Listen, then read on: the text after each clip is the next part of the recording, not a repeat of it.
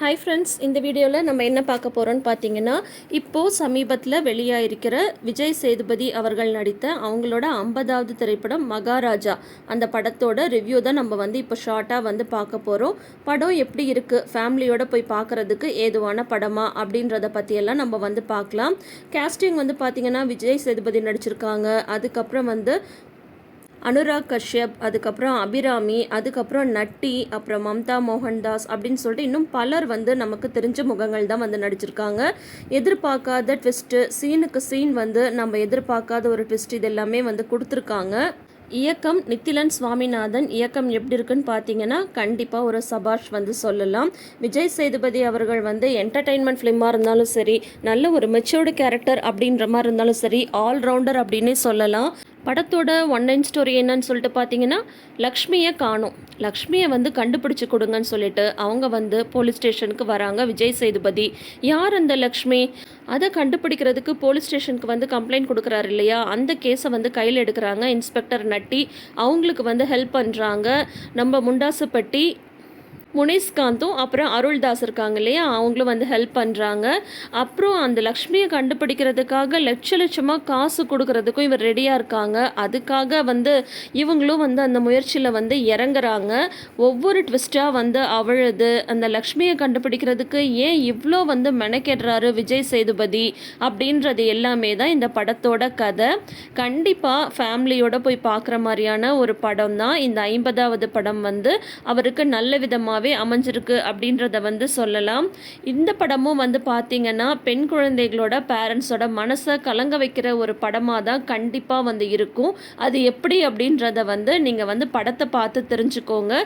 மற்றபடி படம் ரொம்ப நல்லாவே இருக்குது.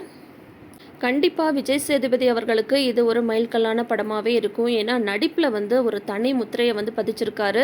வில்லனாக நடித்தாலும் சரி, ஒரு காமெடி கேரக்டராக இருந்தாலும் சரி, ஒரு ப்ளே பாய் கேரக்டராக இருந்தாலும் சரி அசைத்திடுவார். இந்த படத்தில் சொல்லவே வேண்டாம். ஒரு அப்பாவோட கேரக்டரில் இவர் கலக்குன்னு கலக்கியிருக்காரு. அதே மாதிரி தான் அனுராக் கஷ்யப் அவங்களுமே பார்த்தீங்கன்னா ஒரு பொறுப்புள்ள அப்பா, அதே சமயம் ஒரு மோசமான திருடன் ப்ளஸ் கொலைகாரன்.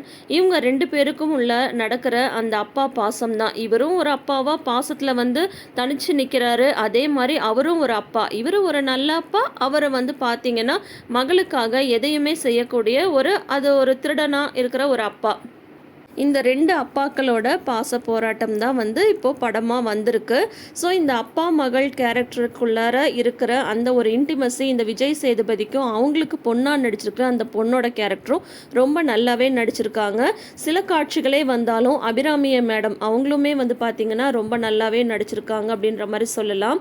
லாஸ்ட்டில் பார்த்திங்கன்னா நட்டியோட கேரக்டரை ஒரே மாதிரி காட்டிட்டு கிளைமேக்ஸில் இந்த ட்விஸ்ட் அடிக்கிறாங்க பார்த்தீங்களா, அதுலேயும் பார்த்தீங்கன்னா அவருமே ஸ்பெஷலாக தான் நம்மளுக்கு தெரிகிறாரு. இது வரைக்கும் பார்த்தீங்கன்னா சிங்கம் புலி அவங்கள பார்த்தீங்கன்னா ஒரு காமெடி கேரக்டராக தான் நம்ம பார்த்துருப்போம். இந்த படத்தில் அவர் ஒரு நெகட்டிவ் ரோல் பண்ணியிருக்காரு. ஒவ்வொருத்தரும் அவங்களோட கேரக்டரை நல்லா உள்வாங்கி அந்த கேரக்டருக்கு தகுந்த மாதிரி வாழ்ந்திருக்காங்க அப்படின்ற மாதிரி சொல்லலாம். முக்கியமாக விஜய் சேதுபதி அவர்கள். ஸோ படம் எப்படி இருக்குன்னு பார்த்தீங்கன்னா நிஜமாவே நல்லா இருக்குது. நம்மளோட ரேட்டிங்கில் இந்த படத்துக்கு 5 ஸ்டாருக்கு எவ்வளோ ஸ்டார் நம்ம கொடுக்குறோன்னு பார்த்தீங்கன்னா 4 ஸ்டார் கொடுக்கலாம். ஏன்னா எனக்கு as a girl child parent எனக்கு படம் ரொம்ப ரொம்ப பிடிச்சிருந்தது. ஆனால் மனசு ரொம்ப கனமாக இருந்தது. அதை கண்டிப்பாக மறுக்கவே முடியாது. அதுவும் கிளைமேக்ஸ் சீனில் கண்டிப்பாக மனசு கனமாகிறத நம்மளால் தவிர்க்கவே முடியாது. ஸோ இதோட நம்ம இந்த ரிவ்யூவை முடிச்சுக்கலாம். எந்த ஒரு ஸ்பாய்லர்ஸும் இல்லாமல் ரிவ்யூ கொடுக்கணும் அப்படின்றது தான் நம்ம சேனலோட நோக்கம் இல்லையா, அதே மாதிரி தான் கொடுத்துருக்கோம். இந்த வீடியோ உங்களுக்கு பிடிச்சிருந்ததுன்னா மறக்காமல் நம்ம சேனலை இப்போயே சப்ஸ்கிரைப் பண்ணிக்கோங்க. பக்கத்தில் இருக்க நோட்டிஃபிகேஷன் பெல் ஐக்கானில் ஆல் சிம்பிள் கிளிக் பண்ணிக்கோங்க. தேங்க்யூ.